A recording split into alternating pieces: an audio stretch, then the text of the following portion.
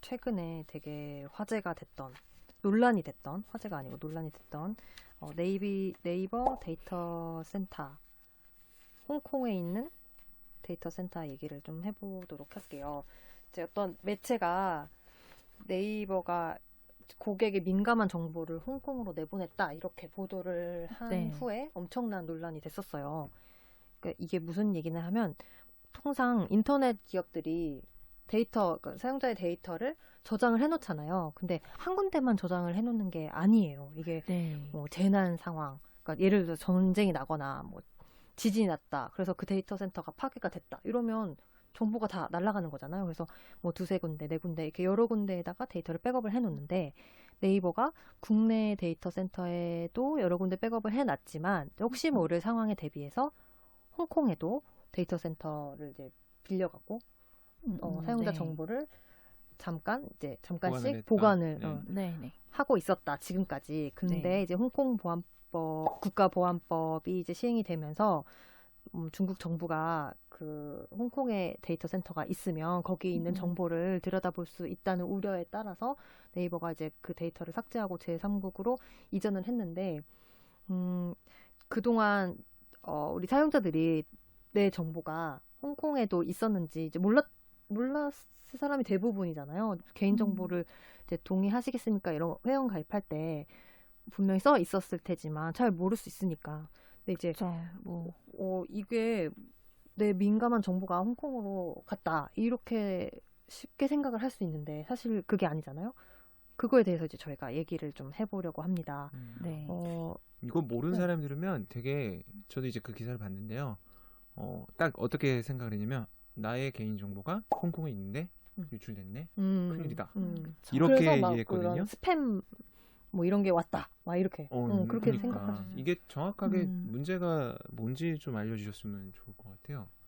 이게 어떤 상황인 건가요? 네이버의 데이터가 다른 업체나 뭐 그런 데 빼돌려졌다는 게 아니라 네이버가 네이버의 사업을 위해서 해외에 백업을 해둔 거니까 정보를 안전하게 이관하기 위한 조치인 것 뿐인데 마치 홍콩에 유치된 것처럼 기사가 나왔죠. 그리고 더구나 이번에 이슈가 되는 거는 7월 초 6월 31일에 홍콩 국가보안법이 발효됨에 따라서 이제 홍콩에서 오히려 싱가포르로 데이터를 이관하는 완료를 했고요.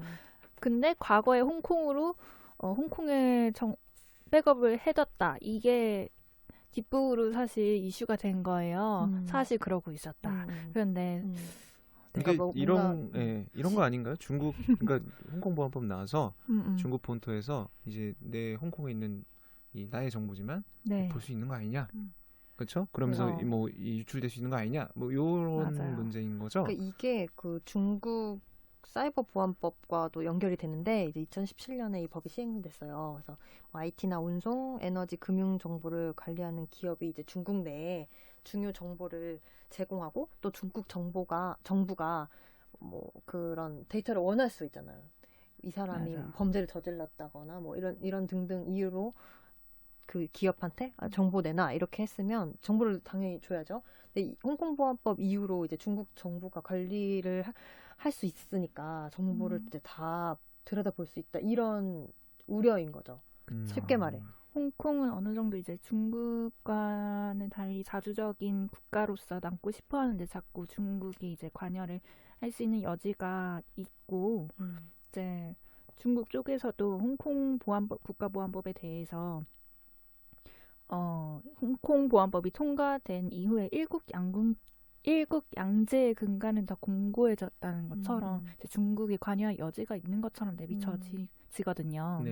그것 때문에 이제 페이스북이나 구글 같은 글로벌 기업들도 만약에 중국 정부가 이제 정보를 요구했을 때 우리는 응하지 않겠다 이렇게 좀 선언을 하기도 했어요. 그러니까 네이버도 좀 선제적으로 대응을 한 거죠. 그럼 홍콩에서 있던 걸 그런 문제로 인해 싱가포르로 이관했다는 건 잘한 거죠. 잘한 거고 또 우리나라에 혹시 이제 우리나라에 네. 일어날 혹시 모를 재난 상황에 대비해서 별도로 이제 비용을 들여서까지 이제 홍콩에서 또 해외에도 백업을 해둔 건데. 백업을 해둔 거죠. 그렇죠. 그럼 뭐 제가 알기로는 카카오는 데이터 센터가 없는 걸로 그렇죠? 네, 카카오는 없고 해외에까지 백업을 해두진 않는 해주지 거죠. 않았고. 네.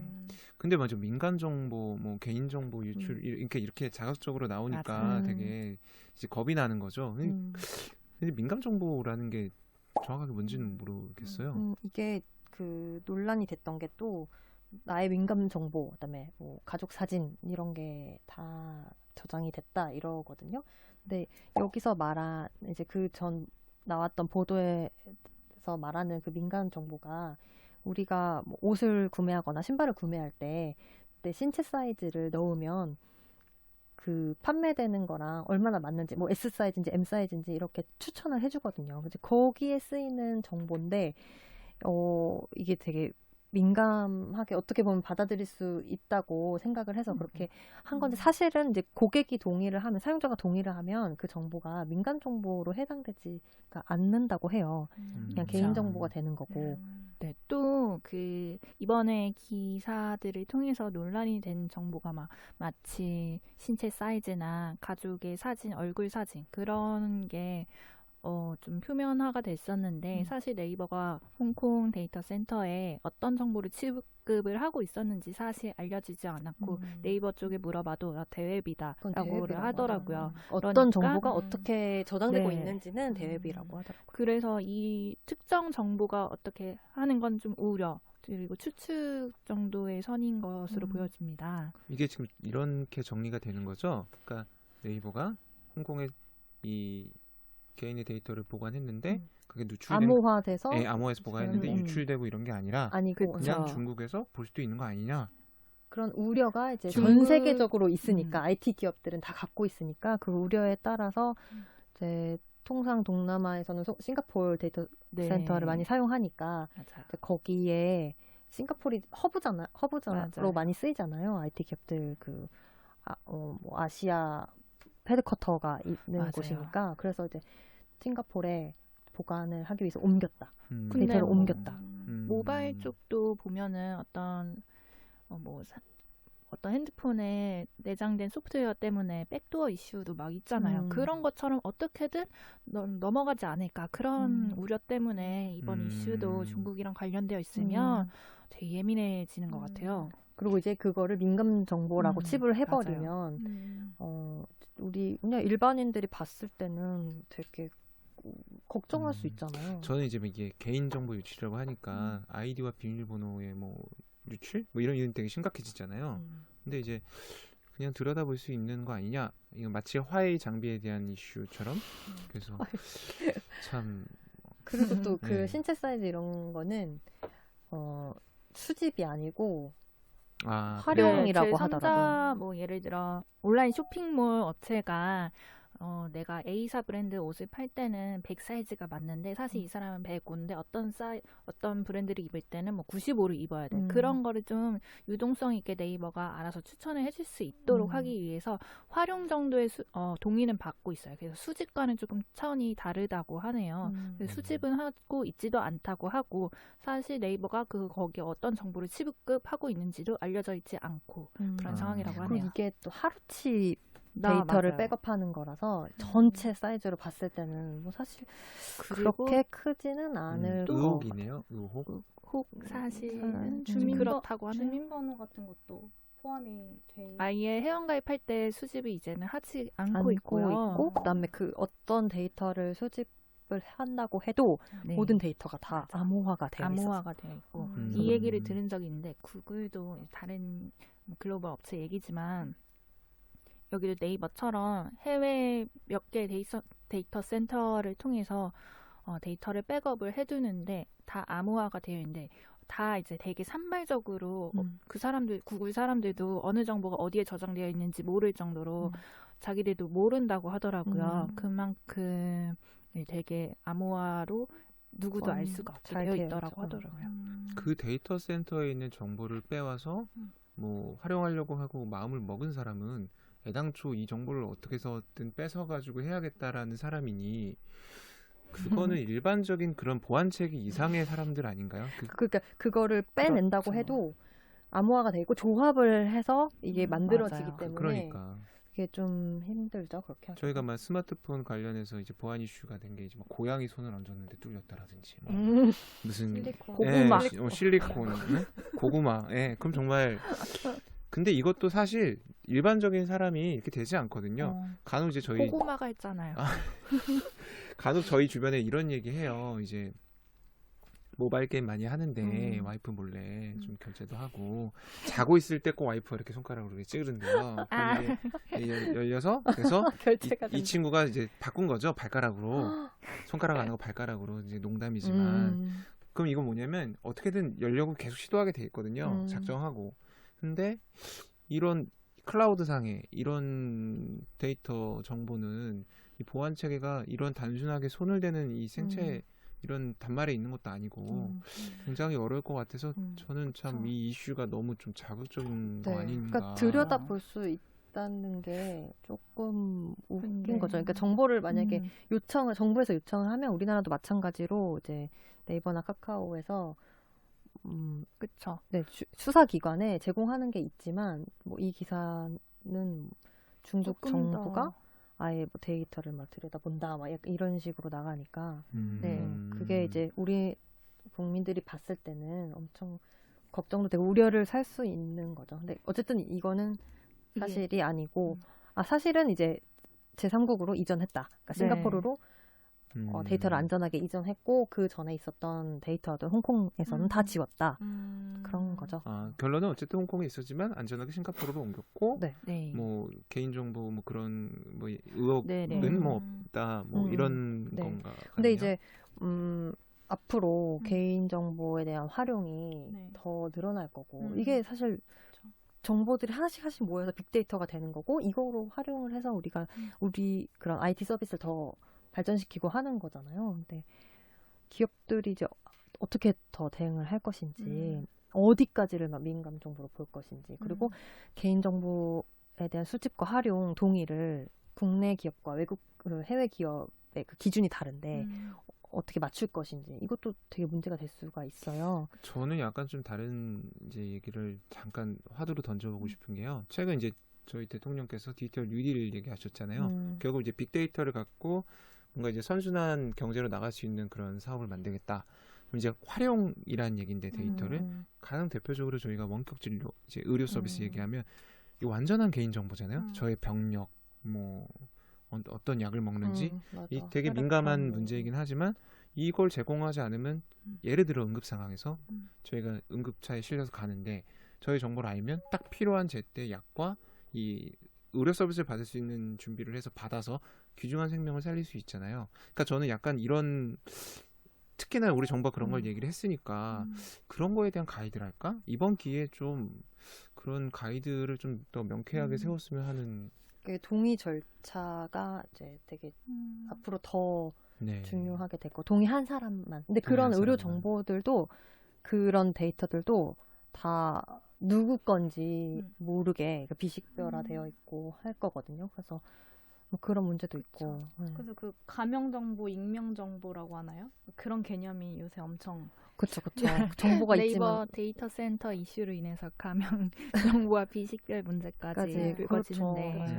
근데 네이버는 어쨌든 제가 보니까 개인정보 그 정보 이용 현황을 볼 수 있는 페이지가 명확하게 있고 거기서 정말 쉽게 동의를 내가 철회하겠다. 버튼만 누르면 철회가 되니까 자기가 자기 정보를 스스로 잘 관리할 수 있는 이건 잘 되어 있는 것 같아요. 그러니까 만약에 이게 너무 찝찝하다. 왜 내 정보 수집하고 막 활용하냐. 왜냐면 이거를 가입했을 때 그냥 다 동의 눌렀을 거니까 잘 모를 수도 있잖아요. 그러신 분들은 한 번 더 이제 그 설정 같은 데 들어가면 다 있으니까 좀 정리를 이번 기회에 쫙 해도 괜찮을 것 같아요. 아니면 뭐 이거는 뭐 별거 아니다. 내가 더 좋은 서비스를 받으려고 더 좋은 추천을 받으려고 설정을 한 거니까 그냥 둬도 된다. 내 키나 뭐 몸무게 정도는 내 더 고도화된 서비스를 받기 위해서는 괜찮다 하면 내둬도 되고 그런 것 같아요. 또 전혀 사전에 없던 질문인데요. 사실 저희 구글님은 저희 모든 걸 알고 계시거든요. 구글에 대한 이런 문제는 없나요? 근데 그 인터넷 기업에 대한 문제를 돌리기보다는 홍콩 보안법에 조금 초점을 맞췄으면 좋겠는 게 혼났어. 네. 홍콩 보안법이 이게 중국 쪽이랑 관련이 있다 보니까 홍콩 경찰 쪽에서 어떤 정보가 국가 보안에 위협이 될 경우에는 삭제를 하거나 요청할 수 있는 그 국가 권력 때문에 오히려 이런 인터넷 기업들이 제약을 받게 되는 거예요. 그래서 트위터나 페이스북, 왓츠앱 같은 것도 정보 제공을 하지 않고 그럼 아예 서비스가 위축이 되는 거예요. 중국에서도 여러 인터넷 기업들이 활동할 수 없듯이 그래서 그 외의 나라에서는 더 사업을 펼칠 수 있거나 그런데 물론 그 부분에 있어서는 개인정보에 대한 활용이나 수집을 철저히 해야 한다는 반대 의무가 있지만 어떤 그런 홍콩 정치적인 상황 때문에 정치적인 상황이 이런 사업에 있는 어떤 거죠. 그런 네. 뭐 영향을 미치고 이런 건 좀 부적절하다. 네이버 말고 혹시 홍콩에 데이터 센터를 뒀다가 또 이전시킨 다른 기업 이전을 인터넷 기업도 했다기보단 구글이나 뭐 트위터나 페이스북 같은 경우에는 홍콩 쪽에 정보 요청에 응하지 않겠다고 선을 그었고요. 7월 초에. 틱톡 같은 경우는 아예 홍콩에서 서비스를 하지 않겠다. 네, 이제 틱톡이 봤을 때는 홍콩이 그렇게 큰 시장이 아니다. 그러니까 뭐 이용자 수나 이런 거 봤을 때 그렇게 판단을 했으니까 아마 그렇게 했겠죠. 그러니까 그런 식으로 좀 사업이 점점 힘들어지는 거죠. 정치적인 이슈로. 근데 우리나라에서는 좀 안 그랬으면 좋겠네요. 이게 막 정치적인 이슈로 번지지 않았으면 좋겠고 앞으로 또 우리나라 기업들이 더 글로벌화 되어야 하는데 국내에만 머무를 수 없잖아요. 근데 뭔가 또 진짜. 규제가 세진다고 하면 그런 좀 디지털 걸음돌이 뉴딜도 있고 8월 이제 데이터 3법도 이제 실행이 되는 마당에 이제 규제는 조금 활용이 있어서는 완화가 돼서 소프트웨어 업계나 인터넷 기업들을 조금 환영하는 입장이고 네. 그러니까 그랬으면 좋겠습니다. 이게 뭐 저희 4차 산업혁명 많이 얘기했잖아요. 네. 사실 뭐 빅데이터 다 요소 기술인데 확실히 뭐 그런 어떤 정치적인 상황이나 어떤 그런 이런 의혹 내지는 돌발적인 이슈로는 뭐 저희가 길게 봐야 될 그런 디지털 뉴딜 정책이나 정부의 어떤 그런 기업의 육성책 이런 것들은 좀 흔들리지 않고 가는 게 그러니까요. 예, 그러니까 이번 21대 국회가 어떻게 할지 모르겠지만 그런 부분 좀 잘 생각을 해줬으면 좋겠어요. 데이터 3법은 언제 논의가 8월에 이제 시행이 될 예정입니다. 네, 그렇군요. 다음 달. 네. 그거에 대해서 한번 뭐 나중에 다음 다음 데이터 3법도 한번 저희가 적극적으로 기회가 다뤄봐야 될 되면 것 같네요. 다뤄보도록 하겠습니다.